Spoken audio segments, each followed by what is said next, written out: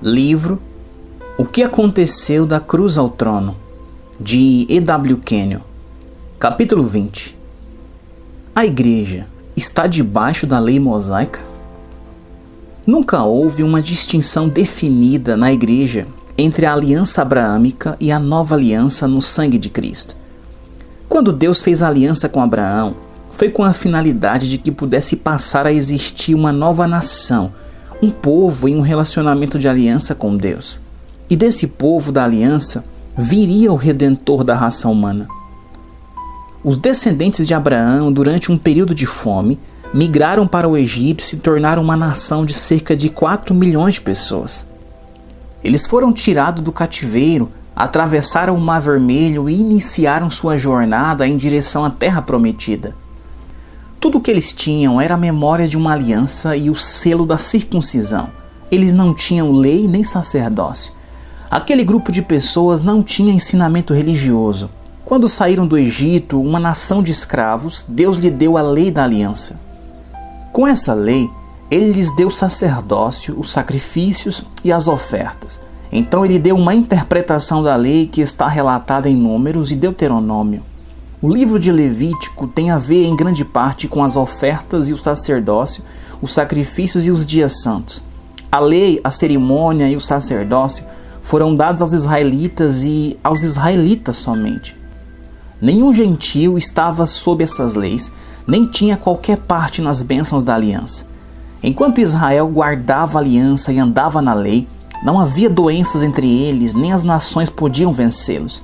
Os guerreiros que tinham uma aliança de sangue com Davi nos oferecem uma impactante história de super-heróis. O livro de Daniel nos dá uma imagem do povo da aliança de Deus no cativeiro, ameaçado pelo paganismo e pelas religiões pagãs, o que os teria destruído completamente se Deus não tivesse poupado Israel através de Daniel e de seus 3 amigos da adoração aos ídolos.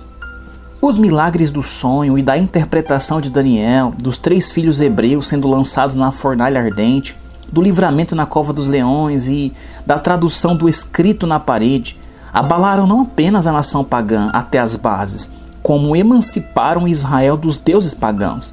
Eles nunca mais voltaram a servir esses deuses novamente, embora estivessem desesperadamente envolvidos em um cativeiro estrangeiro.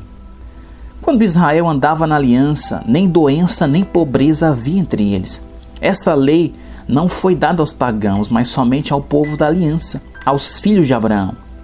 Durante o ministério de Jesus, ele explicou a lei e chamou Israel de volta à aliança. Jesus não colocou as nações pagãs sob a lei. Ninguém estava debaixo da lei nos dias de Cristo, a não ser os judeus. A vinda de Jesus foi para o cumprimento da aliança abraâmica, ou seja, quando ele cumpriu essa aliança, a lei automaticamente parou de funcionar. O sacerdócio deixou de ministrar diante de Jeová e os sacrifícios não tinham mais qualquer sentido. Jesus havia cumprido a aliança abraâmica. Ela foi dobrada como uma roupa usada e deixada de lado. Jesus introduziu uma nova aliança, uma nova lei, com um novo sacerdócio, um novo sacrifício e um novo povo. O primeiro povo nasceu do parentesco da circuncisão. O segundo povo nasceu do Espírito. E em vez da circuncisão do corpo, houve a circuncisão do coração, o novo nascimento. Com o povo da nova criação veio a nova lei que Jesus proclamou em João 13, 34 e 35. Novo mandamento vos dou, que vos ameis uns aos outros, assim como eu vos amei, que também vos ameis uns aos outros. Nisto conhecerão todos que sois meus discípulos, se tiverdes amor uns aos outros. Essa é a lei que deve governar a nova criação, o povo da nova criação. Hebreus 8, 1 e 2 nos diz que Jesus é o sumo sacerdote da nova aliança. Quando o véu do templo foi rasgado em 2, de alto a baixo, conforme registrado em Mateus 27, 50 e 51, foi o fim do Santo dos Santos terreno. Ele não funciona mais, pois o novo Santo dos Santos está no céu. Jesus é o nosso sumo sacerdote. 1 Pedro 2, do 1 ao 9, nos fala sobre os 2 sacerdócios na terra agora. O sacerdócio santo, que oferece sacrifícios de adoração e amor, e o sacerdócio real, que proclama as virtudes daquele que nos chamou das trevas para a luz. Um é o nosso ministério santo e particular de amor, e outro é o ministério público da palavra. O problema que confronta a igreja agora é a sua relação com a velha aliança. Não há nenhum relacionamento com ela, nenhum gentio jamais esteve sobre a velha aliança ou pôde ficar debaixo dela, a não ser pela circuncisão e pela obediência a um ritual especial. Nenhum judeu ou israelita pode entrar na velha aliança agora, porque ela foi deixada de lado e substituído pela nova aliança. A igreja agora deve cumprir os 10 mandamentos? Não. Os 10 mandamentos foram dados aos homens não recriados. Eles não se encaixam na vida do cristão. Se somos novas criaturas, podemos obedecer à nova lei da nova aliança, que abrange tudo o que estava na lei da primeira aliança. 1 Coríntios 10:32 nos dá a divisão de Deus para a raça humana, os judeus, os gentios e a igreja de Deus. Os gentios representam todas as pessoas que não nasceram de novo. A igreja representa somente aqueles que se tornaram novas criaturas, e não o grande corpo do denominacionalismo, os que professam ser cristãos, mas que não nasceram de novo. Em outras palavras, há 3 categorias: judeus, mundo não salvo e nova criação. O mundo não está nem debaixo da lei judaica, nem da lei da nova aliança. Eles estão de fora. 1 Pedro 2,10 declara que eles não eram povo. Eles não têm representatividade diante de Deus que não os conhece. Só existe um pecado pelo qual eles serão julgados, pela rejeição ao Senhor Jesus. Eles não estão debaixo do ensinamento de Jesus nos 4 evangelhos. Nós tentamos elaborar leis para eles ali. A igreja tentou fazer leis que governassem um mundo não salvo e colocá-lo sob o cativeiro da Bíblia, mas essas pessoas não têm qualquer relação com ela. Somente os filhos e as filhas de Deus estão debaixo das obrigações para com a nova aliança. Veja como ilustração o tema do casamento. Moisés estabeleceu a lei com relação ao casamento. A interpretação de Jesus dessa lei a eleva ao seu lugar real na mente de Jeová. Mas essa lei não governa o mundo não salvo, nem a igreja. As leis do casamento e do divórcio são dadas na revelação de Deus à igreja nas epístolas de Paulo. 1 Coríntios 7 nos mostra claramente que 2 cristãos não têm direito ao divórcio e a um novo casamento. Durante a separação, eles devem voltar a se unir em vez de se divorciarem e se casarem novamente. Mas quanto ao casamento misto entre cristãos e incrédulos, Paulo disse: "E a mulher que tem marido incrédulo, e este consente em viver com ela, não deixa o marido. Mas se ele a deixar, a mulher não fica presa aos votos conjugais." Isso deixa o cristão livre para casar-se novamente. Ele proíbe o casamento de cristãos com incrédulos. Eles não devem se colocar debaixo de jugo desigual, mas, se estiverem nesse estado, o cristão deve permanecer e procurar levar o outro a Cristo. A igreja não podia estar debaixo da lei. A igreja primitiva nos deu um ensinamento distinto com relação ao relacionamento da igreja com a lei. Não colocar jugo sobre o pescoço dos cristãos gentios que nós, judeus, não podemos suportar. Ver Atos 15:10. Houve muita discussão entre os cristãos gentios e os cristãos judeus quanto a se eles estavam ou não debaixo da lei mosaica. Eles enviaram Paulo e Barnabé a Jerusalém e depois de muita discussão, eles disseram: "Mas cremos que fomos salvos pela graça do Senhor Jesus, como também aqueles o foram." Atos 15:11.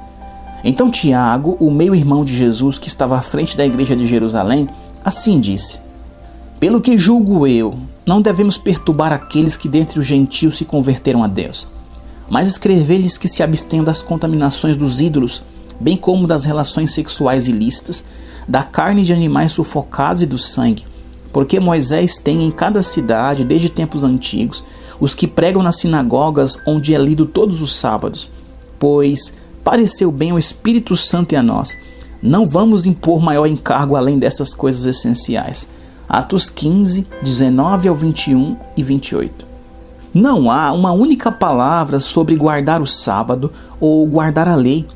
A lei com os seus shabats e todos os seus sacrifícios pertencia à velha ordem, à velha aliança. Não se pode separar os 10 mandamentos mosaicos do sacrifício das ofertas mosaicas. Eles ilustram para nós a atitude e o ensinamento de Deus ao homem natural debaixo da lei. Eles não eram novas criaturas, ninguém havia nascido de novo até o dia de Pentecostes, mas você diz, a fé em Jesus não é o meio para a salvação?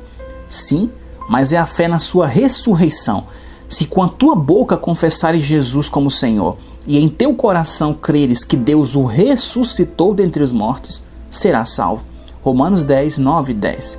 A fé dos discípulos até o dia de Pentecostes e a fé dos judeus ao redor de Jesus não era a fé no seu sacrifício substitutivo e na sua ressurreição. Era a fé na sua capacidade de ressuscitar os mortos, de curar os enfermos. A fé deles se baseava na evidência dos sentidos.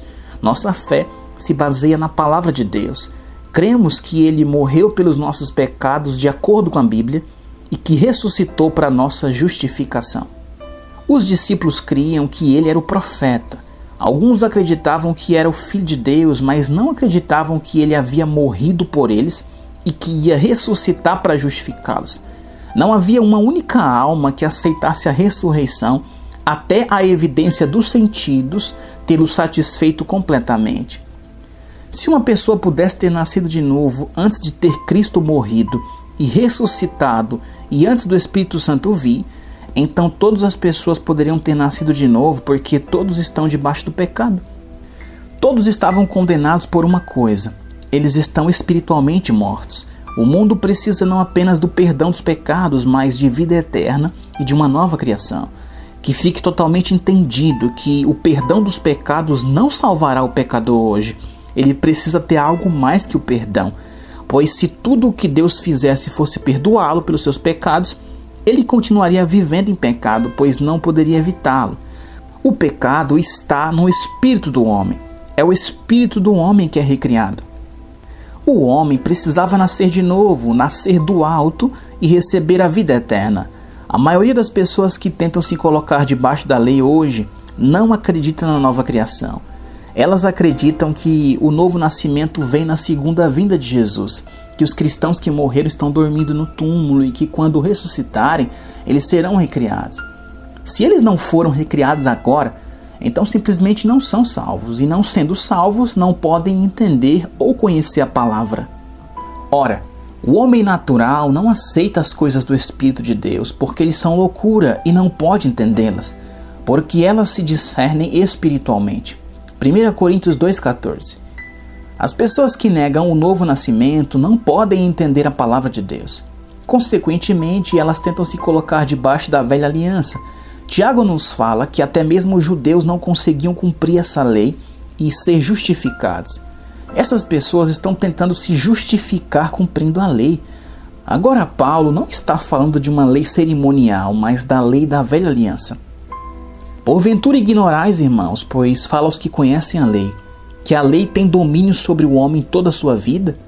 Ora, a mulher casada está ligada pela lei ao marido enquanto ele vive, mas se o mesmo morrer, desobrigada ficará da lei conjugal. Romanos 7, 1 e 2. Ele está falando aqui a judeus e está mostrando a eles que quando Jesus morreu na cruz, todos os judeus morreram em Cristo para a lei.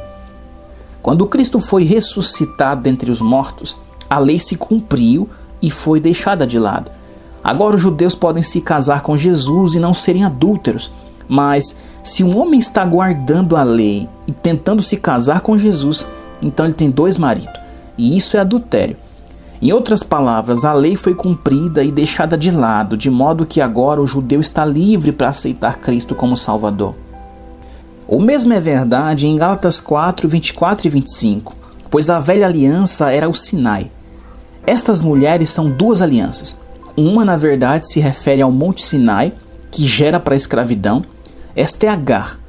Ora, Agar é o Monte Sinai na Arábia, e corresponde a Jerusalém atual que está em escravidão com seus filhos. Vós, porém, irmãos, sois filhos da promessa como Isaque, como porém outrora o que nascera segundo a carne perseguia o que nasceu segundo o Espírito, assim também agora. Contudo, que diz a Escritura? Lança fora a escrava e o seu filho, porque de modo algum o filho da escrava será herdeiro com o filho da livre. E assim, irmãos, somos filhos não da escrava, e sim da livre. Gálatas 4, 28 ao 31. Ele quer dizer que a lei e a primeira aliança foram expulsas, assim como Agar foi expulsa com Ismael e não teve direito à herança com Isaac. Nós somos Isaac, a nova criação. Não estamos debaixo da lei, não estamos sujeitos à lei, somos livres. Vemos em Gálatas que a promessa de Deus era para a nova criação. É porventura a lei contrária às promessas de Deus? De modo nenhum. Porque se fosse promulgada uma lei que pudesse dar vida, a justiça na verdade seria procedente da lei. Gálatas 3:21. E continua: mas a Escritura encerrou tudo sobre o pecado para que mediante a fé em Jesus Cristo fosse a promessa concedida aos que creem. Versículo 22. A lei não podia dar justiça nem vida eterna. A obra consumada de Cristo nos dá justiça e vida eterna.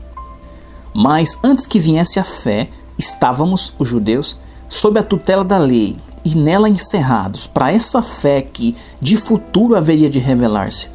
De maneira que a lei nos serviu de aio para conduzir-nos a Cristo, a fim de que fôssemos justificados por fé. Mas, tendo vindo a fé, já não permanecemos subordinados ao aio. Versículo 23 e 25, grifo nosso. A razão pela qual os atuais cumpridores do Shabá são tão zelosos é porque eles estão tentando salvar-se obedecendo à lei do Shabá. Eles ignoram a obra consumada de Cristo. Todo homem ou mulher que está tentando guardar a lei, a não ser que tenha nascido de novo anteriormente, não nasceu de novo. As reuniões evangelísticas dos cumpridores do Shabá não são com o propósito de salvar almas, mas a fim de fazer dos cristãos professos prosélitos e de levar homens e mulheres não salvos a guardarem a lei mosaica. E é evidente que pela lei ninguém é justificado diante de Deus, porque o justo viverá pela fé. Gálatas 3:11. A lei não era de fé, mas de obras. A lei é condenação. A fé em Jesus Cristo significa fé na obra que Ele consumou a nosso favor. Não temos de fazer nada a não ser aceitá-lo como nosso Salvador. Sobre os gentios veio a bênção de Abraão em Cristo Jesus. Recebemos a promessa do Espírito com base na fé. Nossa igreja moderna está lentamente deixando a dimensão da fé para a dimensão das obras. A maioria das nossas pregações evangelísticas é sobre obras. Dizemos o que as pessoas precisam fazer para serem salvas, mas só há uma coisa que elas precisam fazer: crer no Senhor Jesus Cristo.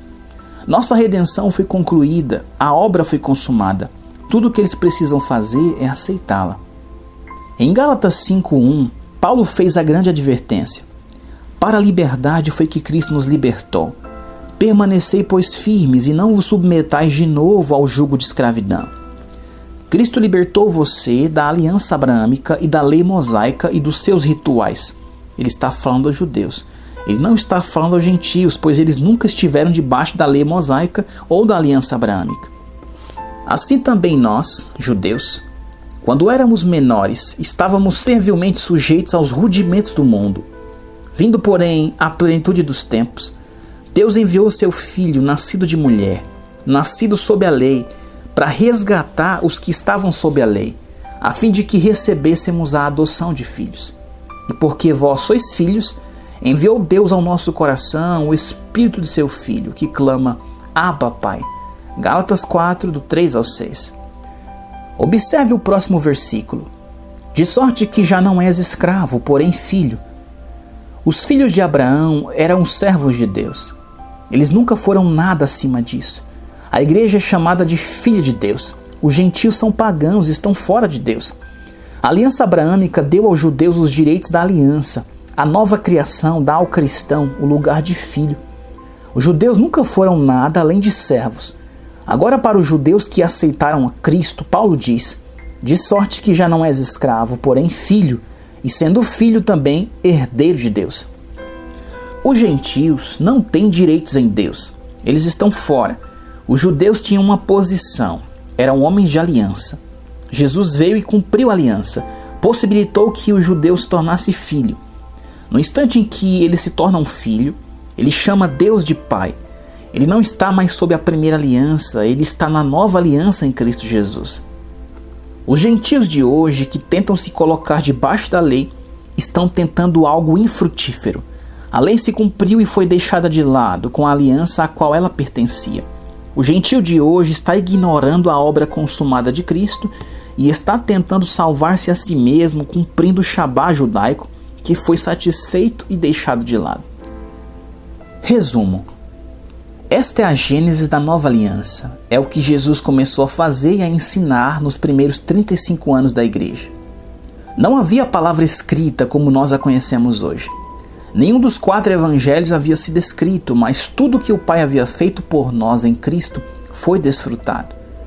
Certa vez contei 42 fatos diferentes da nova criação que começaram a existir durante esse período. Desde então passei a perceber que há mais de 100 coisas incrivelmente novas desde o momento que Deus disse: haja vegetação na terra. Esses novos fatos não foram mencionados no livro de Atos e sim nas epístolas, mas eles são praticados no livro de Atos. A omissão dessas coisas em Atos é mais impactante que o que foi mencionado. Por exemplo, Lucas, que escreveu o livro de Atos, foi levado a Cristo por Paulo. Eles viajaram juntos durante 15 e 18 anos. Lucas conhecia a revelação paulina, mas não mencionou uma única verdade que nos é dada nas epístolas de Paulo. Isso prova que Deus governou a escrita da Bíblia. A mesma coisa aconteceu com o Evangelho de Lucas. Leia este capítulo em espírito de oração e estude o livro de Atos a partir desse novo ângulo.